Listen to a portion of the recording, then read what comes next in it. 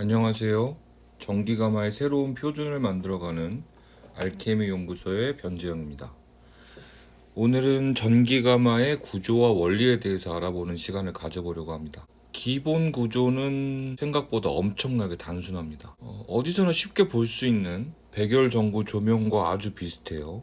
이렇게는 생각해 본 적이 아마 없을 겁니다.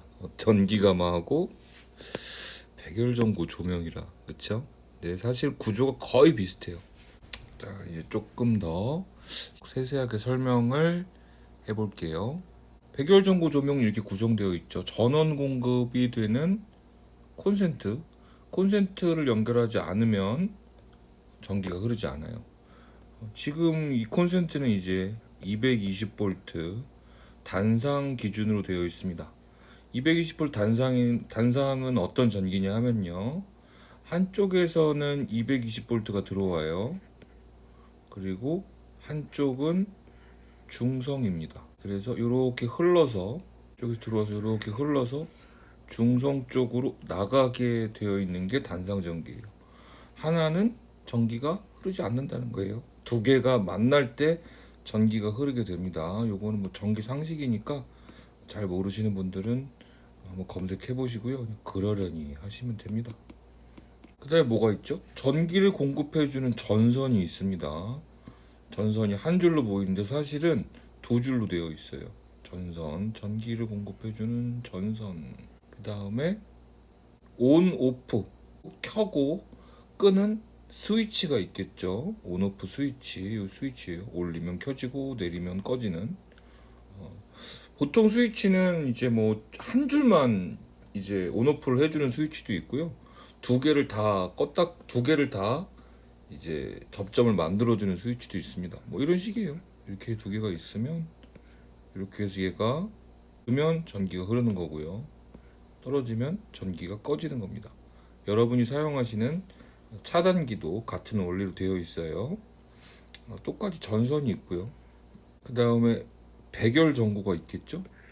백열 전구가 있습니다.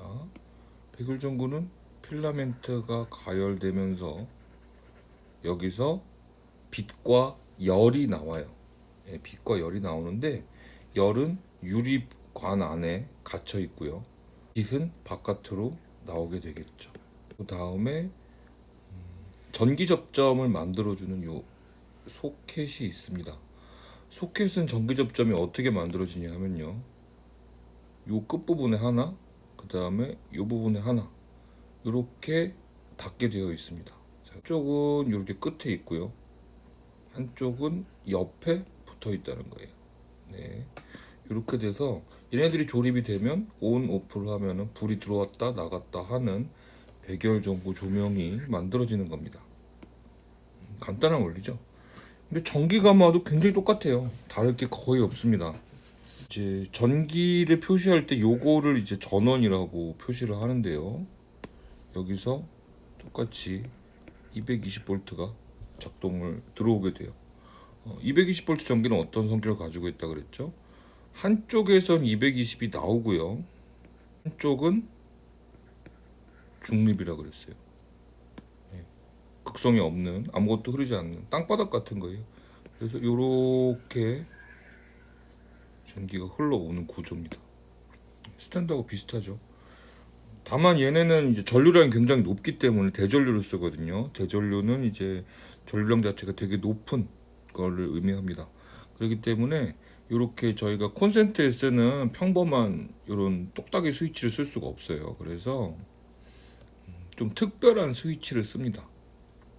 여기 스위치가 되는 부품인데 전력 조절 장치라고 저는 얘기를 할게요. 전력 조절 장치는 이제 전기를 껐다 켰다 하는 온오프 방식의 전력 조절 장치도 있고요. 전기를 저희 조명에선 디머라고 하죠. 백열 전구에도 백열 전구나 할로겐 전구에도 이제 디머, 조도를 조절할 수 있는, 밝기 어둡기를 조절할 수 있는 장치가 있는데, 그런 방식으로 전력을 제어해 주는 것을 전류 제어 방식이라고 합니다. 크게는 두 종류가 있어요. 그리고 이제 생긴 모양새는 스위치하고 마찬가지예요. 두 줄을 동시에 온, 오프 혹은 출력을 제어해 주는, 이렇게 두 개가 들어갔다가 두 개가 들어갔다 두 개가 나오는 방식이 있고요. 밑에를 보시면 얘는 얘가 여기 나와서 이렇게 흘러서 한 줄만 거쳐서 스위치를 거쳐서 가죠. 예, 요거는 아까 제가 전기 스위치 여기 이 백열전구 스위치에서 두 줄을 동시에 접점을 만들어주는 애가 있고 한 줄만 만들어주는 애가 있다 그랬어요. 요거 위에 거는 이제 두 줄을 둘 다 제어하는 방식이고요. 두 개짜리고 요거는 하나만 제어하는 방식입니다. 온오프가 되는 건 똑같은데요. 아까 말한 디머 같은 제어 방식의 전력 조절 장치는 반드시 두 개가 들어가서 두 개가 나오게 되어 있습니다. 그리고 저희 전기 가마에 아주 널리 쓰이는 마그네틱 방식의 릴레이도요. 같은 방식으로 두 개가 들어갔다가 두 개가 나오게 되어 있습니다. 요거는 이제 형태의 차이입니다. 방식의 차이고 220V를 둘 다 끊어주느냐 하나만 끊어주느냐의 문제예요. 그래서 요거는 이제 처음에 보시면은 이제 헷갈리는 경우가 있어요. 전력 조절 장치를 교체할 때 짜리 부품 대신에 한 줄짜리 부품을 쓰는 수가 있습니다. 그런 경우에는 이제 나는 그냥 뺐다가 그대로 끼면 될 줄 알고 부품을 사왔는데 얘는 들어갔다 나오는 단자대가 6개인데 얘는 6개잖아. 하나 둘셋넷 다섯 여섯 개인데 하나 둘 셋 네 개밖에 없어 당황하는 경우가 있어요. 예, 그런 경우는 매뉴얼을 보시면 이거를 접점을 만드는 방식, 연결하는 방식이 나와 있습니다. 요 두 군데에다가 얘처럼 220을 물리고 나서 어디로 나와요? 이렇게 물어보시는 경우가 있는데 요거는 나중에 저희가 개선도를 한번 봐야 되기 때문에 제가 먼저 설명을 드리는 거예요. 자, 그 다음에 얘네들은 제가 온도 센서를 그린 겁니다. 역시 그림 못 그리는 애들이 또 설명을 하죠. 온도 센서는 이제 교류 전기 220V 작동하지 않고요. 직류 전기로 작동합니다. 그래서 극성이 있어요. 플러스 마이너스 극성이 있어서 요거에 대한 저항값의 차이로 온도를 측정해 주는 장치입니다. 요건 나중에 다음에 기회가 되면 다시 세부적으로 설명을 하도록 할게요. 어쨌든 이런 식이에요. 간단해요. 간단하고 다른 점이 있다면 스위치가 좀 다르죠. 예, 스위치 부분이 조금 다릅니다. 조금 다르게 돼 있어요. 어떻게 다르냐 하면 컨트롤러가 이 컨트롤러거든요. 컨트롤러가 얘도 컨트롤이겠죠. 전력 제어 장치에 명령을 내립니다. 켜라, 꺼라. 혹은 뭐 이런 식으로 온오프에 대한 명령을 내리고요. 얘가 물리적 혹은 전기적으로 접점을 만들었다, 뗐다 해서 열선에 전기를 공급해서 열선이 열을 낼 수 있게 해주는 장치예요. 자, 그럼 소켓부는 어디냐? 소켓부에 해당하는 곳은 여기입니다. 일반 전선과 가마 열선이 만나는 이 부분, 요거를 저는 전기 접점부라고 해요. 제가 쓰는 말입니다. 전력 제어장 용어를 좀 통일해야 될 필요가 있더라고요. 이렇게 말도 말했다가 저렇게도 말했다가 하면 저는 다 같은 말인데 듣는 분들이 좀 이렇게 많이 헷갈려 하시고 자꾸 창의적으로 이해하셔서 용어를 가급적이면 통일해 보도록 하겠습니다. 여기가 소켓 부분에 해당하는 전기 접점부예요. 이렇게 정말 간단하게 되어 있어요. 자, 그런데 여러분 전기 가마라고 하시면 여기까지는 자주 보시죠. 그쵸? 하얀 것은 벽돌이요. 까만 것은 열선이다. 네. 그 다음에 이렇게 나온 거는 깨지면 안 되는 온도계. 여기까지 아실 거예요. 그리고 바닥을 한 번도 안 보신 채로 계속 열판을 치우지 않고 쓰시는 분들도 계세요. 네, 이렇게 해서 바닥에 열선이 깔려 있는 모델도 있습니다. 요거는 이제 제가 사용했었던 심포 가마 0.3루베 옛날 가마 사진이에요. 이렇게 요까지는 아실 거예요. 근데 자 보면 여기 열선이 있는 건 알겠는데 나머지는 다 대체 어디 있는 거야 라는 생각을 하실 거예요. 소켓부는 어디 있으며, 소켓부는 어디 있으며 얘네들은 다 어디 있을까, 그쵸? 하실 거예요. 걔는 어디냐 하면요, 여러분들이 절대로 열어보지 않는 그 공간에 있습니다. 무슨 요괴의 문처럼 이렇게 생각하면서 절대로 열어보지 않는 박스가 하나 있죠. 예, 요 박스가 있습니다. 여기 이제 가마 뒷부분이나 속에 숨겨져 있어요. 왜냐하면 사람들이 무서워해서 가마 회사들이 이거를 잘 노출을 안 합니다. 잘 노출을 안 하고 열어보기 되게 불편한 곳에 만들어놨어요. 왜냐하면은 소비자들이 절대 여기를 이제 건들지 않으려고 하는 거부감이 너무 심하기 때문에. 왜 거부감이 심하냐 하면 무슨 요괴의 문을 여는 것처럼 두려워하시더라고요. 심지어 이제 10년 동안 전기 가마를 운용하시면서 한 번도 여기를 열어보지 않으신 분들도 계세요. 어디 있는지도 모르는 분들도 계세요.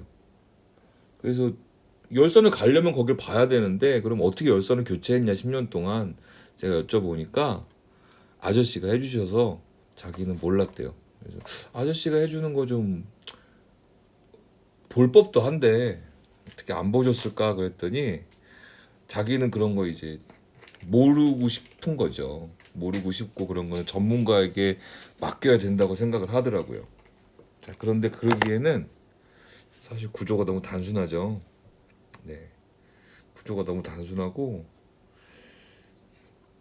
제가 봤으니까, 제가 사실 이렇게 뭐 엄청 특별한 사람이 아니거든요. 저도 미대를 나왔고 한 5년 전까지만 해도 릴레이 펑펑 터트리면서 저도 전기가 무서웠던 사람입니다. 하나하나 찾으면 다 보여요. 그래서 제가 할 수 있으니까 다른 사람들도 할 수 있을 거라고 생각해갖고 어렵지 않다 하는데 큰 난관에 봉착합니다. 예, 큰 난관은 뭐냐면요, 전기가 여기서 다 좌절합니다. 100명 중 100명이 다 이렇게 봐요. 너무 무섭다는 거예요. 근데 여러분 그 전기 스탠드 쓰실 때 무서워하세요? 심지어 코드가 빠져 있고요.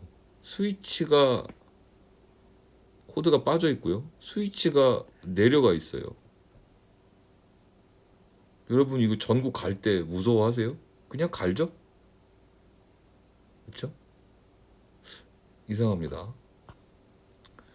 근데 전기 가마를 만들 땐 전기가 무섭다고 합니다. 똑같은 건데 전기가 무섭다고 해요. 심지어 차단기까지 내려가 있는데 차단기 내려가면 얘가 안 들어가거든요. 이 스위치하고 다르게 이 전력 제어 장치 뭐 이런 거 스위치만 있는 게 아니라 얘는 콘센트를 뽑는 것처럼 차단기를 내리면 전기가 흐르지 않아요. 그런데도 무섭답니다. 저는 그래서 조금 이걸 다르게 생각했어요. 전기가 무서운 게 아니더라고요. 뭐가 무섭냐면 이 현실을 마주칠 자신이 없는 거예요. 어지러지하죠, 그죠? 어지러지해요. 네. 와, 미치겠는 거야. 뭐가 뭔지 하나도 모르겠고 이걸 하나하나 내가 안 봤으면 하는 강한 믿음이 있는 거죠. 요거는 제가 이제 전기 가마를 수리하러 다닐 때, 수리하거나 열선을 교체할 때 거기서 이제 작업 전에 찍은 사진들이에요. 가면 맨 먼저 저는 열선 교체를 의뢰를 받아도 항상 이렇게 이 박스, 요게 문을 열어봅니다. 요거는 스커트 모델이에요. 요거는 웅진. 네, 요거는 아마 세일열 대응 걸로 기억합니다. 요거는 중앙도제. 요건 심포. 요거는 심포인데 국내에서 발매하지 않은 모델이에요. 일본산 심포입니다. 별의별 가마를 다 고치고 사는데 다 고쳐봤습니다. 근데 요런 것들 열어보지 않아요. 스커트는 심지어 여기 있는 요 막 있잖아요. 요 안쪽에 전력 조절 장치가 요 안쪽에 들어있어요. 그래서 요거를 열어야 되는데 되게 생각보다 어렵지 않게 열려요. 요 옆에 있는 나사 몇 개를 풀면 여는데 이걸 대체 어떻게 여냐면서 뭐 또 그러기도 합니다. 요 모델은 STI, 요것도 STI, 요것도 STI. 요건 스커트의 그거를 드러낸 부분, 단열재를 드러내는 상태인데 요거는 좀 옛날 모델이고 그나마 좀 좋은 방식입니다. 튼튼한 방식인데 요새는 이제 그 릴레이 박스 하나만 들어가 있어요. 요거는 이제 릴레이 접점부가 정상적으로 작동해서 전류가 흐르는지, 마그넷 방식의 릴레이는 전자석이 작동을 하더라도 접점이 안 만들어지는 경우가 있어요. 접점이 됐을 때 통전이 괜찮은지 아닌지에 대해서 측정하는 거고요. 요거 같은 경우는 되게 흔히 볼 수 있는 이제 사각가마, 0.1루베가 넘는 사각가마 중에서는 열선 이런 식으로 결착되는 경우가 많은데 요 부분이 타 있는 경우입니다. 새까맣죠? 새까맣게 타 있는 경우. 요것도 이제 요런 부분들이 이렇게 타 있는 경우, 이렇게 탄 경우, 예. 이런 거를 마주하고 싶지 않은 거예요. 그냥 닫아놓고 안 보면 이 안에 아무 일도 없겠거니 하고 믿을 수가 있는 겁니다. 그런 믿음은 잘못된 믿음이죠. 그렇죠? 그런 믿음은 잘못된 믿음입니다. 그래서 저는 항상 내 눈으로 확인하고 내가 본 것만 믿으라고 말씀드려요. 근데 뭐 맞는 말이죠. 안에를 안 보면, 밖에 예쁜 박스만 보고 있으면은 뭐 안에가 탔는지 안 보이잖아요. 네, 안 보이잖아요. 그래서 꼭 그걸 열어보라고 합니다. 왜냐하면 나면은 항상 뭘 고치죠? 열선 많이 고치죠. 근데 이 열선만 갈면 되는 거 아니냐? 그쵸? 여기서 불이 안 들어오면은 열선만 교체하면 되는 거 아니냐? 그렇게 생각하기 쉬워요. 그거는 이제 여기만 보고 있는 겁니다. 제가 이 구조를 먼저 말씀드리는 거는 이 백열 전구 기준으로 봤을 때요, 전구만 매일 가는 거예요. 네, 되게 심플하잖아요. 불이 들어오고 안 들어오고 두 개밖에 없잖아요. 그쵸? 자, 그런데 불이 전구가 깜빡깜빡해요. 깜빡깜빡, 지지지직 막 이래요. 전구를 새 걸 갈아봤는데 또 지직거려요. 그건 뭐예요? 이 소켓 부분에서 접촉이 불량한 거죠. 그쵸? 자, 이번에는 스위치를 내렸는데 전구가 안 꺼져요. 혹은 스위치를 올렸는데 전구가 안 켜져요. 안 켜져서 전구를 갈아봤는데 그래도 안 켜져요. 그러면 스위치가 문제가 생기는 거겠죠. 근데 여기서 솔루션이 전구를 가는 것밖에 없어요. 내가 아는 솔루션, 내가 할 줄 아는 게 전구를 가는 것밖에 없어요. 근데 스탠드는 얼마 안 비싸잖아요. 이참에 새 걸 사면 됩니다. 새 걸 사면 되는데 스탠드 얼마 안 비싸잖아요. 버리고 새로 사면 돼요. 근데 전기가마는 생각보다 버리고 사기가 굉장히 어렵습니다. 의외로 버려본 분 많이 안 계실 거예요. 저는 버려봤는데 버려본 분, 폐기해본 분은 별로 안 계실 겁니다. 그냥 가지고 계시거나 아니면 중고로 헐값에 다른 사람에게 팔죠. 또 사시는 분들이 많으니까. 그래서 어마어마한 양의 이제 중고 가마들이 돌아다니고, 뭐 제가 바쁠 수 있는 이유기도 합니다. 이걸 이제 열어봐야 되는데 사람들이 이걸 열지 않으려고 해요. 근데 할 수 있는 변명은 전기가 무섭다. 계속 그 말만 합니다. 그래서 제가 오늘 그 문제를 깔끔하게 해결을 해드릴게요. 전기가 무서우신 분은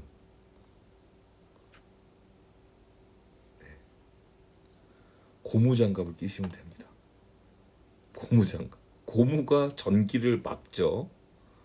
고무는 아주 유명한 절연체예요. 전선 피복을 쓰는 것도 그렇고요. 고무가 쓰이는 거는 전기적인 위험으로부터 사용자를 보호하는 것. 물론 방수가 더 크죠. 방수가 더 크고, 그래서 여기 저는 3M 거 좋아하는데 3M 장갑을 하나 사면 해결이 됩니다. 여기 최저가가 23,330원이라고 돼 있네요. 배송비가 3,000원이고요. 자, 근데 이건 10장이 와요. 10켤레가 와요. 10켤레. 그럼 한 켤레에 한 2,000원 꼴인 거죠. 3M이 아닌 건 더 싼 것도 있고요. 심지어 다이소에서도 판매를 합니다. 네, 다이소에서 전기공사 장갑을 판매를 해요. 그러니까 뭐 근데 어째서인지 전기가마를 운영하시는 분들 중에 이걸 갖고 계신 분이 거의 없어요. 저는 사실 제가 수리하러 갔을 때는 한 명도 못 봤습니다. 전공장갑을 갖고 계신 분이나 이런 조치를 이걸 갖고 계신 분은 한 명도 없어요. 그러면서 전기가 무섭다고 합니다. 네, 요거 다이소 가서 하나 사시면 돼요. 그 다음에 요새 더 이제 많은 거는 그냥 고무장갑 끼셔도 되는데 요거 있죠? 찢어지지 않는 내 손에 딱 니트릴 장갑 100매. 많이 쓰시죠? 네, 많이 쓰시는데 이 뭐냐 하면 고무인데요. 여기에 이 전공 장갑에 코팅되는 거 있잖아요. 코팅되는 거가 니트릴이에요. 네, 그러니까 같은 거죠. 그래서 요거는 아마 작업장에 또 있으신 분들도 계실 거예요. 뭐 저는 락앤락 쉽게 걸어 사용하는 고무장갑 이런 걸 선호할 것 같긴 한데 저 손이 답답한 게 좀 싫거든요. 그런데 뭐 니트릴 장갑이나 전공 장갑, 청 없으면 물 묻지 않은 고무장갑, 물 묻은 건 좀 위험하겠죠. 예, 그런 거 있으면 됩니다. 그리고 뭐 이게 없을까요 주변에? 아니죠. 네, 어떻게든 피하고 싶은 겁니다. 이거를 마주하고 싶지 않은 거죠. 이해합니다. 저도 그랬으니까요. 그리고 저도 전기가 무서웠던 사람이고요. 전기가 무서워가지고 이걸 내가 해야 되는데 어떻게든 안 하려고 했던 사람 중에 하나예요. 제가 그랬어요. 그러다가 이제 고무 장갑을 끼면 된다는 걸 알았죠. 네. 근데 왜 못 꼈을까요? 무서우니까요. 원래 무섭다는 게 그런 거예요. 공포라는 거는 사람을 정상적으로 생각할 수 없게 합니다. 이성적 판단을 할 수 없게 만들죠. 그래서 계속 내가 이걸 무서워하기만 하면 이걸 피할 수가 있어요. 네, 예, 그러니까 보편 타장의 진리와 이성시키는 방향과 다른 방향으로 계속 나가게 할 수가 있습니다. 예, 그게 공포가 가지는 능력이죠. 공포 상태에 처한 사람은 정상적으로 사고할 수가 없어요. 예, 그래서 이제 계속해서 나는 전기가 무섭다라는 공포를 유발하는 암시를 스스로 걸 수 있는 거죠. 그때 필요한 거는 사실은 전기장갑을 갖다 주는 게 아니고요. 사주는 게 아니더라고요. 많이 사줘봤습니다. 줘보기도 많이 줘보고. 그때 필요한 거는 의외로 용기였어요. 용기. 전공장갑을 끼고 만져볼 용기가 필요한 겁니다. 만져보면 차단기 내리고 전공장갑 끼고 만져보면 아무 일도 일어나지 않는다는 걸 알아요. 하지만 그래도 무섭습니다. 그런데 이제 이게 쌓이고 쌓이다 보면 참 그거 내가 나중에 되면은 그렇죠. 계속 만지면서 일상이 되다 보면 전기가 무서워서 장갑 하나 끼면 되는 걸 무서워가지고 무섭다면서 장갑 안 끼고 이거를 십몇 년씩 이러고 있는 내 자신이 너무 한심하게 느껴져요. 여러분도 이제 용기를 내시고 저도 무서웠다 그랬잖아요. 근데 저는 이제 애니메이션을 하나 보고 전공 장갑을 꼈습니다. 원피스라는 애니메이션인데 거기는 이제 설정이 악마 열매라는 열매가 있는데 그 열매를 먹으면 초능력을 갖게 돼요. 근데 열매 종류가 되게 많습니다. 뭐 주인공은 이제 고무 열매를 먹었어요. 고무 열매를 먹었는데 번개 열매를 먹은 악당과 싸우는 일이 있어요. 근데 악당이 엄청 세요. 번개니까 칼로 찌르면은 상처가 안 납니다. 번개니까요. 그리고 찌른 사람이 감전이 돼요. 번개니까요. 자, 근데 이 악당이 너무 이제 강하니까 나쁜 놈인지 다 아는데 신처럼 막 있는 거예요. 근데 이제 고무 열매를 먹은 주인공이 이, 이 번개 열매를 먹은 악행에 분노해서 맞서 싸우게 됩니다. 근데 얘는 고무잖아요. 그래서 번개가 안 통하는 거예요. 네, 그래서 주인공이 승리합니다. 그걸 보고서 전기 장갑을 끼면 되겠구나. 예, 저는 그렇게 용기를 얻었습니다. 여러분도 뭐 여러 가지 방법이 있겠죠. 하지만 이 문제를 마주하셔야 됩니다. 왜냐하면 이 부분이, 이 소켓 부분, 연결 부분, 이 부분이 가장 전기 가마에서 취약한 부분이에요. 제일 먼저 고장이 나고요. 모든 문제들은 다 여기서 시작이 됩니다. 이 부분에서 다 거의 다 시작이 돼요. 80% 이상 제가 본 문제들에서 80% 이상은 여기서 시작되는 문제고요. 열선의 노후에도 이 부분의 문제가 작용을 합니다. 직접적인 원인은 이쪽에 거의 다 있어요. 이쪽에서 문제가 생겼을 때 전력 제어 장치에도 무리가 가게 돼서 이제 전자석 방식의 마그네틱 방식의 릴레이나 마그네틱 커넥터 MC라고 부르죠. 그런 것들은 이제 또 문제가 생기게 돼요. 부하가 많이 걸리니까요. 여기 있는 사진 중에서 다 그냥 보기 싫겠지만 이제 굳이 설명해드리자면 요게 마그네틱 릴레이입니다. 요게 마그네틱 릴레이고요. 요게 컨트롤러예요. 그 다음에 여기 있는 작은 애들도 릴레이인데 얘네들은 이제 가마에 그거 붙어 있잖아요. 온, 오프, 전력 이런 거 있잖아요. 그 스위치를 제어하는 스위치 릴레이예요. 조그만 애들은 대전류를 제어하는 릴레이는 이렇게 큼직한 애들이 붙어 있습니다. 스커트 거는 좀 더 작은 게 들어 있고요. 스커트하고 중앙 도제는 좀 더 작은 애들이 들어 있어요. 요거는 이제 릴레이의 좀 더 거창한 버전인데 요 두꺼운 뭉치들 있죠. 요게 릴레이예요. 한 선씩 제어하는 방식입니다. 이렇게 마그네틱 방식의 릴레이가 있고요. 그 다음에 요 장치는 SSR이라는 장치인데 물리 접점을 만드는 릴레이하고 마그네틱 방식의 릴레이랑 다르게 얘는 전기적으로 만들어주는 애예요. 솔리드 스테이트 릴레이라고 합니다. 마그네틱 방식의 릴레이가 대체품을 구하기 어려운 경우가 있어요. 어떤 경우가 구하기 어렵냐 하면은 이 DC 방식으로 조작이 되는 요 릴레이들이 참 구하기가 어렵습니다. 사실상 이 제품밖에 없어요. 이거 웅진에서 쓰는 대용량 릴레이인데 이 제품밖에 없어가지고 작은 애들이 없습니다. 그거가 굉장히 힘들어서 이제 SSR로 저는 대체해주기도 해요. 그런 때 이제 SSR로 제어하는 경우는 구조가 되게 단순해져요. 네, 여기 안에 엄청 복잡하게 해놨는데 이건 꾸겨 넣어가지고 컨트롤러하고 SSR만 있으면은 제어가 됩니다. 근데 이제 릴레이를 쓰는 경우는 릴레이를 또 여러 개 써야 되고 구조가 좀 복잡하게 돼요. 이거는 그나마 좀 간단한 편입니다. 더 복잡한 애들도 많아요. 걔네들은 이제 뭐 트랜스퍼 쓰고 막 이런 요게 이제 요 부품이 트랜스퍼라는 부품인데 380을 이제 220 단상으로 바꿔주는 뭐 그런 장치예요. 복잡해집니다. 필요도 없는 것들도 많고 이거를 보시고요. 내 가마에가 어떤 식으로 작동하는지 어떻게 연결되어 있는지에 대한 배선도를 그려야 되는 거죠. 그래서 어디로 전기가 들어가서 어떻게 흘러가지고 어떻게 나오는지를 사용자가 알아야 된다는 겁니다. 그래야 문제점을 찾을 수 있어요.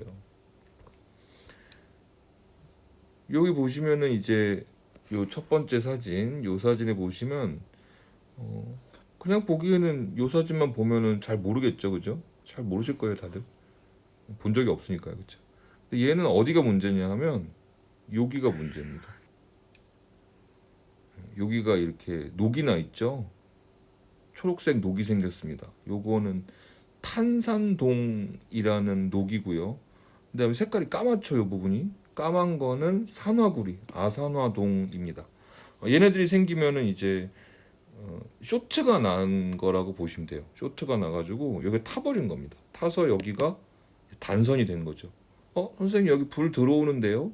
요거는 가마 내부 온도가 600도가 넘으면 이렇게 불이 나와요. 광화점을 넘으면 열선이 작동을 하지 않아도 600도가 되면은 불이 나옵니다. 그래서 불이 들어오는데 불이 들어온다 안 들어온다로 이렇게 가마를 판단하시면 안 돼요. 이런 거는 육안으로 볼 수 있습니다. 이 부분 같은 경우도 이렇게 보시면 여기 접점부가 다 타가지고 끊어져 있죠. 이렇게 새카마면 안 됩니다. 이렇게 새카마면 안 돼요.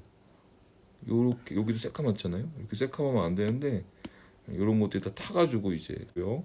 한 번 생성된 아산화동은 증식합니다. 점점 증식하면서 저항값을 어마어마하게 높이게 돼요. 그래서 열선으로 가야 될 전기가 이렇게 살짝 까매진 것 때문에 안 흐를 거라고 그렇게 생각하기 좀 힘들어요. 불 들어오는데요, 선생님. 또 불 들어온다는 얘기를 하겠죠, 그렇죠?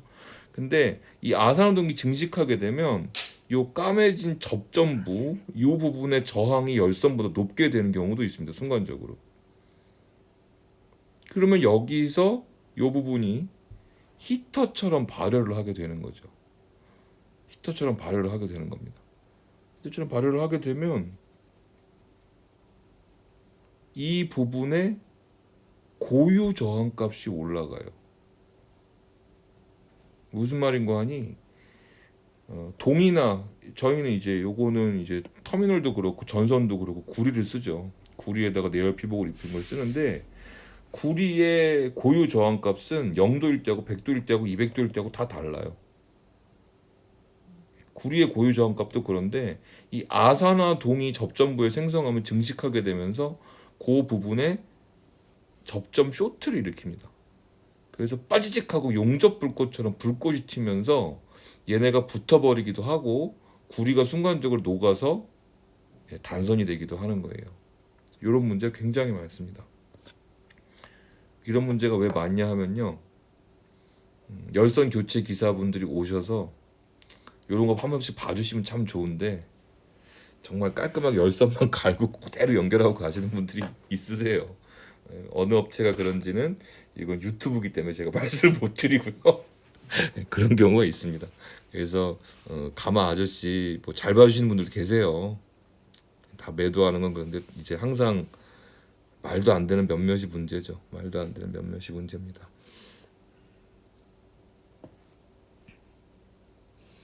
여기도 보시면은 이제 이렇게 초록색 요건 탄산동인데 산화구리하고 다르게 탄산구리예요. 탄산구리가 이렇게 있는 걸 보는데 얘 같은 경우는 좀 더 심각한 겁니다. 아산화동이 생성된 것보다 조금 더 심각한 거예요. 사실상 얘는 이제 못 쓴다고 보시면 되는데 그리고 이 부분이 다 새까맣게 타 있잖아요. 그럼 여기가 발열이 엄청 온도가 높았다는 걸 의미하는데 당연히 여기 전기 접점부도 새까맣게 타 있죠. 요거는 이제 열선의 접점을 만들었던 접점부에 있는 이 전선들을 제가 다 풀러서 오염된 상태 그대로 촬영을 한 거예요. 여기 보면 까만 것들 초록색 막 있죠? 알록달록하죠? 전기 접점이 정상적일 수가 없습니다. 여기서 이렇게 발열이 되게 되면 이렇게 안에 있는 구리선이 변성이 돼버려요. 이렇게 되면 정상적으로 통전을 할 수 없는 상태가 돼버립니다. 요런 거는 굉장히 요거는 이 부분에서 여기 보시면은 뭐가 튀어 있죠, 이거. 그렇죠? 이건 뭐냐 하면 여기서 스파크가 생긴 거예요. 용접 불꽃이 튀어가지고 여기 맞은 겁니다. 이렇게 되면은 이제 무슨 문제가 되냐면 얘가 용접이 돼서 붙어버렸기 때문에 안 풀려요. 이 부분은 정상입니다. 이렇게 여긴 깨끗한 상태예요. 이 부분은 정상이고 여긴 살짝 지금 맛이 갈라 그러죠? 맛이 갈라 그래요. 이런 거는 사실은 육안으로도 많이 볼 수 있어요. 근데 문제는 뭐냐면 처음부터 멀쩡한 상태를 알고 이걸 보면 보이겠죠. 근데 항상 이걸 열어볼 때는 문제가 생긴 다음이에요. 근데 멀쩡한 걸 본 적이 없기 때문에 문제가 되는 겁니다. 멀쩡한 걸 본 적이 없기 때문에 가마가 원래 이런 줄 알고 이 상태로도 가마가 정상적으로 작동하는 줄 알아요. 그렇지 않고요. 자, 그래서 제가 멀쩡한 걸 보여드리겠습니다. 이게 멀쩡한 상태입니다. 이게 멀쩡한 상태예요. 까만색이 어디에도 없죠? 네, 어디에도 없습니다. 아산화동이 없어야지 맞는 거고요. 열을 변성이 살짝 될 수는 있어요. 그다음에 여기 보시면 이제 전선이 이렇게 꼬여 있죠? 꼬여 있는데 이 중에 한 줄은 가마 열선이 맞습니다. 근데 한 줄은 가마 열선하고 상관없어요. 한 줄을 이렇게 꽈가지고 만들게 되면 실제로 발열을 하는 건 요거 하나밖에 없고 전기 접점은 더 많이 만들어지기 때문에 요런 방식으로 직접 체결을 할 때는 이런 방식으로 해야 됩니다. 한 줄로 와가지고 한 줄로 이렇게 해서 아까 사진처럼 여기 보시면은 여기는 한 줄로 묶여 있죠. 이렇게 하면 발열이 많습니다. 발열이 많아서 별로 권장되는 방식은 아니에요. 이게. 이거는 또 이거 제가 이제 작업하면서 찍은 건데 요거는 얘네들이 터미널도 타지 않고 변성도 안 돼 있어요. 요거는 홑겹입니다. 홑겹이기 때문에 이 열선에서 열이 나요. 발열이 납니다. 홑겹이라서 열선이니까요. 전기가 들어가면 얘네가 가열이 되겠죠. 열이 납니다. 그래서 요 부분을 이렇게 세라믹 단열재로 이렇게 세라믹 애자로 막아놨어요. 요 부분 같은 경우는 항상 확인을 하셔야 됩니다. 뭘 확인하셔야 되냐면 이렇게 새까맣게 변색되지 않았나 확인하셔야 돼요. 열 때문에 그렇습니다. 이 열선 자체가 열을 내기 때문에 이 안에 내부 온도가 올라가요. 여기 다 까맣게 녹이 슬었죠. 이것도 열과 요쪽으로 나온 이 구멍으로 나온 2차 수분이 여기 안에 저희들을 공포로부터 지켜줄 단단한 철제 박스가 있을 거 아니에요. 박스 안에 가득 차서 여기가 열 변성이 일어난 겁니다. 아산화동은 한번 생성되면 계속 증식해요. 안 생기게 하는 게 제일 좋고요. 조금이라도 거무죽죽한 게 보이면 바로 제거해 주셔야 됩니다. 네. 전기는 들어가요, 물론. 끊어질 때까지 전기는 들어갑니다. 근데 이런 부분들이 관찰이 되면 즉시 제거하셔야 됩니다. 자, 이런 문제를 했을 때 여기를 열어보지 않기 때문에 저희는 가마 회사나 AS를 요청할 때 뭐라 그러냐면 가마 온도가 올라가지 않아요라고 말을 해요. 여기를 보시고 이 터미널 사진까지 첨부를 해가지고 이 부분을 탔는데 이거를 좀 교체를 하고 싶다. 부품을 보내달라. 내가 교체를 해보겠다. 혹은 이거를 부품 교체랑 정상 통전에 대한 AS를 요청하면 해줘요. 그렇게 요청한 대로. 근데 온도가 올라가지 않는다 그러면 열선을 갈라고 하죠. 그렇죠? 그래서 의외로 열선이 아직 수명이 한참 남아 있는데 열선 몇 번 간지 얼마 되지도 않았는데 또 온도가 안 올라가가지고 열선을 또 갈고 하는 이런 코미디가 은근 많아요. 여러분도 몇 번씩 겪으신 분들도 많으실 텐데 그거는 열선을 갈아도 승온이 안 되는 거는 이 부분에 문제가 있기 때문입니다. 그리고 다시 말씀드리지만 전기 가마의 문제는 거의 대부분 다 이 부분에서 일어나요. 네. 그래서 이제부터는 이 부분을 잘 관리를 하셔야겠죠. 여기 보시면 깨끗하죠? 네, 깨끗합니다. 이 상태로 아산화동을 제거하면서 관리를 해주셔야 돼요. 여기도 이거 뭐 결착 방식은 상관없습니다. 이 터미널이 이렇게 물려 있잖아요. 이 터미널이 깨끗해야 돼요. 터미널이 깨끗해야 되고 터미널이 까맣게 타거나 여기가 뭔가 변색이 되거나 이 부분이 뭐 타서 없어진다거나 하면은 이제 그 부분을 의심을 해봐야겠죠.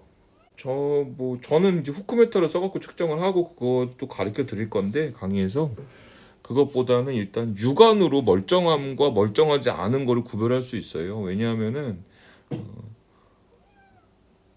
발열이 되거나 뭐 아산화동이 생성된다거나 그런 걸 몰라서 못 보는 거지. 이게 까만 게 맞는 정상인지 반짝이는 게 정상인지 몰라서 그러는 거예요. 그래서 본 적이 없기 때문에 이게 문제가 되는지를 모르는 거죠.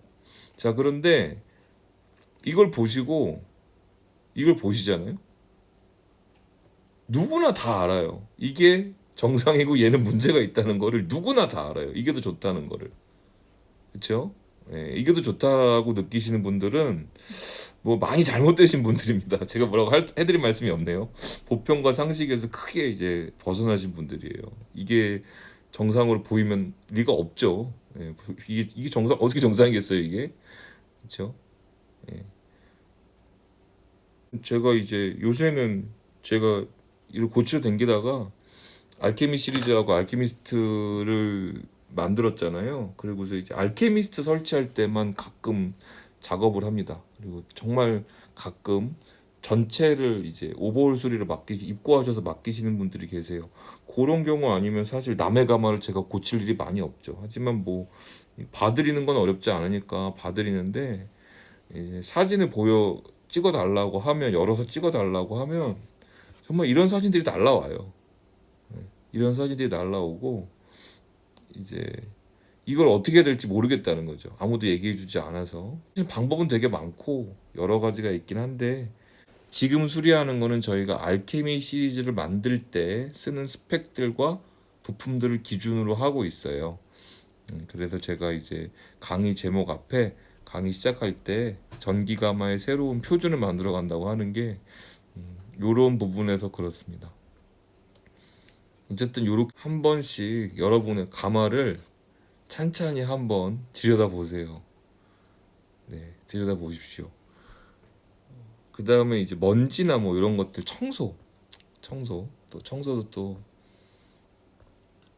참 골치 아프죠. 이 상태를 유지하는 방법은요, 청소를 하는 거죠. 아상화동이 생기면 제거해야 된다 그랬잖아요. 뭘로 제거하냐면 솔로 제거하시면 돼요. 많이 쌓이지 않았을 때는 그냥 칫솔 같은 걸로 제거가 됩니다.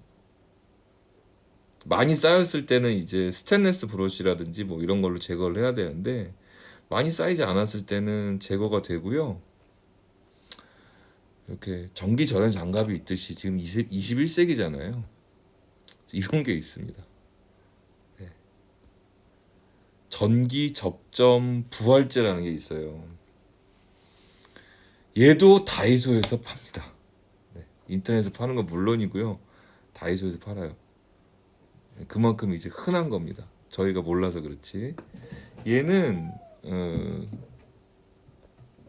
제가 검색한 거를 이제 같이 보려고 하나 떠났는데 읽어볼게요.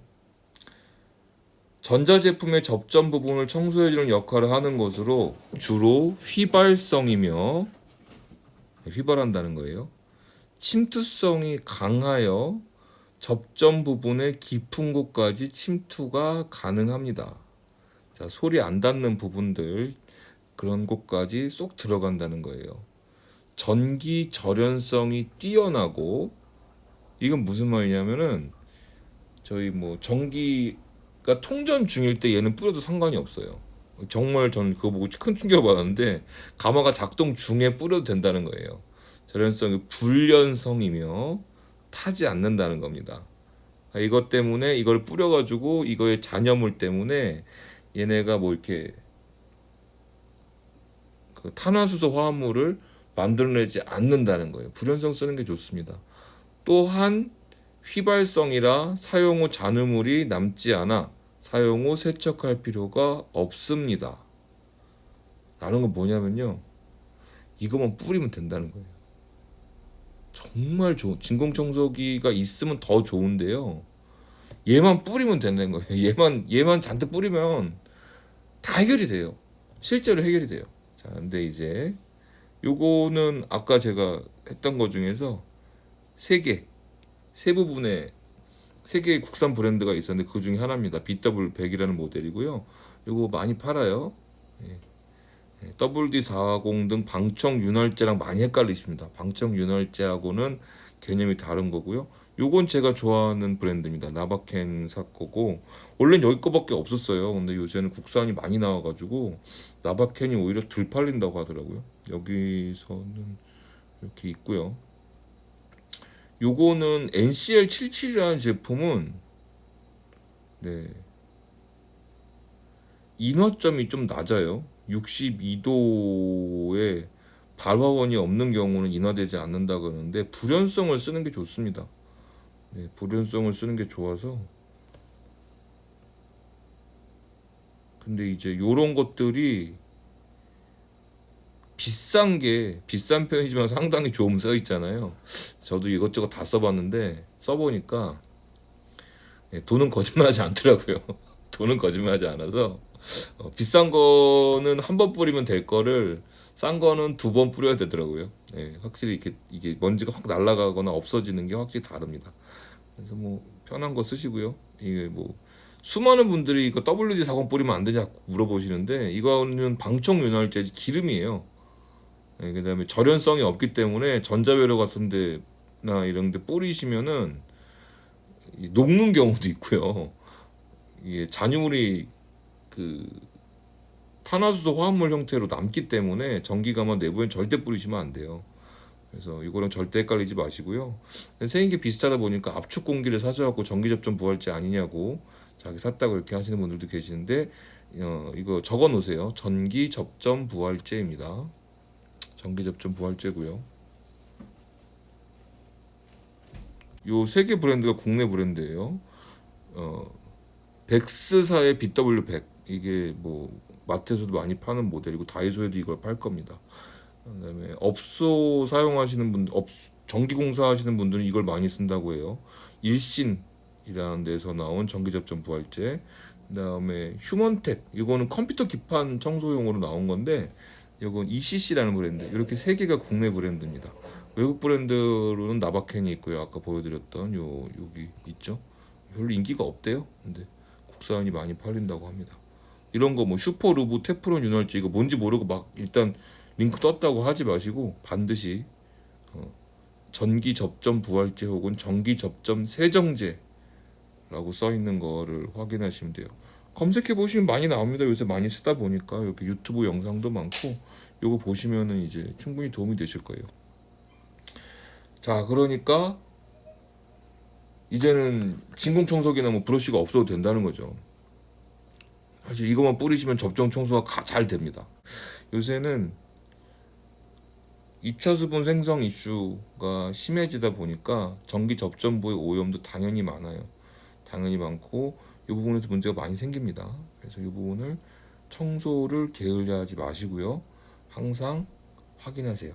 자, 이 영상 보신 분들 중에서 가마를 운용하신 분들이 계시다면 전기 접점 부활제하고 전공 장갑 혹은 리트릴 장갑은 꼭 구비를 해 놓으세요. 특히 전기 접점 부활제는 제가 오남용을 권장하는 아주 좋은 물건입니다. 이거 아까워하시면 안 돼요. 이거 아까워하시면은 나중에 더 큰 일이 일어납니다. 그때그때 조금 뿌려가지고 자주자주 뿌리는 걸 습관화들이시는 게 좋아요. 전기 무서워하지 마시고요. 이런 거 보시고 뭐가 맞는지 모르겠다 그러면 저한테 연락을 주십시오. 사진을 보내주시면 제가 봐드리겠습니다. 그 정도는 어렵지 않아요. 근데 이제 출장을 가는 건 요즘 좀 어려워요. 일이 많아가지고 저희 거 하기도 바빠서 어렵고 도와드리는 거는 뭐 언제든지 도와드릴 수 있습니다. 자, 어쨌든 생각보다 단순한 이 전기 가마를 나는 예술가라서 이런 거 하고 싶지 않다. 신경 쓰고 싶지 않다. 나는 뭐래서 온갖 변명들을 다 해가면서 나는 예체능이라서 나는 이공계가 아니라 정말 별의별 참신한 변명이 다 있어요. 근데 이거는 진짜 그럴 때는 백열전구 스탠드를 한번 보십시오. 네, 똑같습니다. 정말 똑같고 다를 게 하나 없어요. 하나하나 찾아가면서 하나하나 이게 따라가 보시면 누구나 다 찾을 수 있습니다. 오늘은 이제 용기를 내셔서 전공장갑과 전기접점 부활제를 사시고 한 번쯤 내 가마를 들여다보시기 바랍니다. 그럼 여러분 힘내시고요. 다음 시간에 만나요.